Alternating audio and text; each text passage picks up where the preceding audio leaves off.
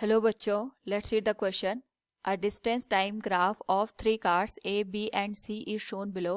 Compare their velocities with reference to the graph. Here a graph is given. So first of all we will discuss here the key concept, and here the key concept will be slope of distance time graph. According to the question distance और time के बीच का graph दे रखा है और हमें इनकी जो वेलोसिटीज है उनको यहाँ पे कंपेयर करने के लिए पूछा गया है. तो बेसिकली यहाँ पे हम जो वेलोसिटी का मैग्नीट्यूड है उसे फाइंड आउट कर सकते हैं, क्योंकि जो डिस्टेंस और टाइम का ग्राफ होता है उसके स्लोप से हम यहाँ पे स्पीड पता कर सकते हैं, and the magnitude of velocity is equal to the speed of the given object. तो यहाँ से अगर हम बात करें डिस्टेंस ऑफ टाइम के ग्राफ की, तो इसका जो स्लोप होता है वो हमेशा स्पीड के बराबर होता है. And we can say here जितना ज़्यादा हमारे पास यहाँ पे स्लोप की वैल्यू होगी ग्राफ में, उतना ज़्यादा हमारे पास स्पीड की वैल्यू भी कंसिडर की जाएगी. क्योंकि हमें पता है जो स्लोप होता है इसको हम फाइंड आउट कर सकते हैं बाय द टेन थीटा. यानी हम यहाँ पे देखेंगे जो हमारे पास यहाँ पे एंगल की वैल्यू बनेगी ऑफ द ग्राफ, जिसके लिए थीटा की वैल्यू जितनी ज़्यादा होगी उसका स्लोप इतना ज़्यादा बनेगा, और जिसका स्लोप जितना ज़्यादा बनेगा वहाँ पे हमें स्पीड और हम कह सकते हैं मैग्नीट्यूड ऑफ वेलोसिटी ज़्यादा देखने को मिलेगी. तो अगर हम इन तीनों ग्राफ का या तीनों कार्स के स्पीड का कंपैरिजन करें तो हम कह सकते हैं जो हमारे पास यहाँ पे कार भी है इसके लिए जो एंगल बन रहा है इट इज थीटा बी, जो कार सी है इसके लिए जो एंगल बन रहा है इट इज थीटा सी. और अगर हम यहाँ पे बात करें कार ए के लिए, इसके लिए हम यहाँ पे टाइम के पैरेलल लाइन ड्रॉ करते हैं, इसके लिए जो एंगल बनेगा it will be theta A. Now यहाँ पे जो एंगल थीटा बी है it is less than theta C, और यहाँ पे इससे हमें ये पता चल रहा है जो टेन थीटा बी है इसकी जो वैल्यू होगी it will be less than tan theta सी.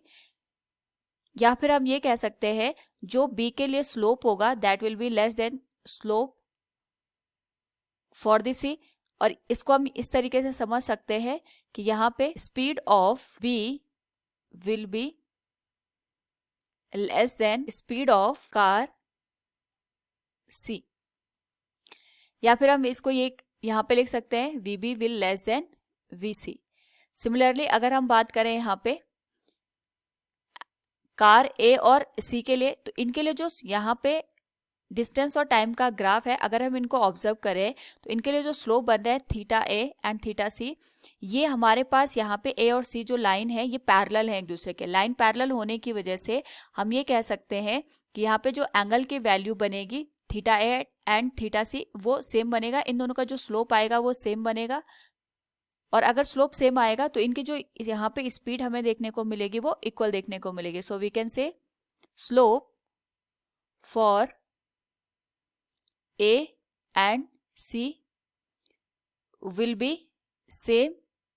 ये सेम इसलिए होगा क्योंकि हमारे पास since line for A and C are parallel to each other, दोनों एक दूसरे के यहाँ पे पैरेलल में है. और यहाँ पे पैरेलल में होने की वजह से जो ए और सी का स्लोप है वो सेम बनेगा. तो हम कह सकते हैं tan theta A will be equal to tan theta C. और यहाँ पे टेन थीटा ए और टेन थीटा सी हमें ये इंडिकेट कर रहा है कि जो स्पीड आएगी वी ए की वही स्पीड आएगी हमारे पास यहाँ पे वी सी की भी. नाउ यहाँ पे अगर हम तीनों का कंपैरिजन करें तो हम यहाँ पे लिख सकते हैं जो वी ए की स्पीड होगी that will be equal to V C, और जो वी बी की स्पीड होगी इन दोनों की स्पीड से यहाँ पे हमें कम देखने को मिलेगी.